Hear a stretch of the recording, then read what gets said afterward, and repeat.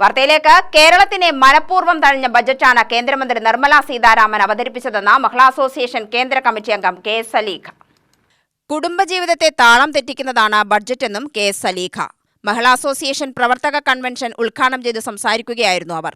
വയനാട് ദുരന്തബാധിതർക്ക് ₹1 പോലും സഹായമില്ല. കേരളത്തിനെ സാമ്പത്തികമായി തകർക്കുകയെന്ന ലക്ഷ്യമാണ് കേന്ദ്ര സർക്കാരിന് ബജറ്റിലും അതുതന്നെയാണ് പ്രതിഫലിച്ചത്. തെരഞ്ഞെടുപ്പുകളെ മാത്രം ലക്ഷ്യം വെച്ച് 1.5 കോടി ഉദ്യോഗസ്ഥരെ സുഖിപ്പിക്കലാണ് ബജറ്റിലൂടെ നടത്തിയത്. ബജറ്റിലെ കേരള വിരുദ്ധതയെ തുറന്നു കാണിക്കാൻ മഹിളാ അസോസിയേഷൻ പ്രവർത്തകർ രംഗത്തിറങ്ങണമെന്നും സലീഖ ആവശ്യപ്പെട്ടു.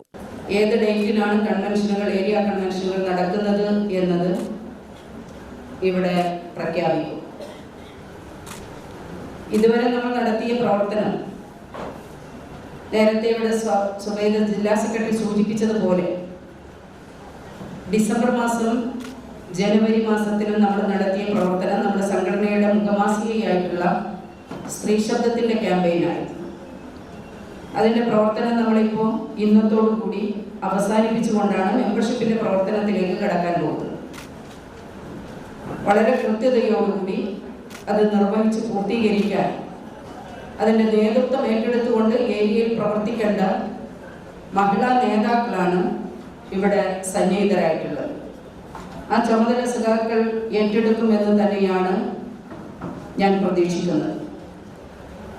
കാരണം സംഘടനാപരമായി ഏറെ വളർച്ച കൈവരിച്ചിട്ടുള്ള ഒരു ജില്ലാ കമ്മിറ്റിയാണ് പാലക്കാട് ജില്ലാ കമ്മിറ്റി.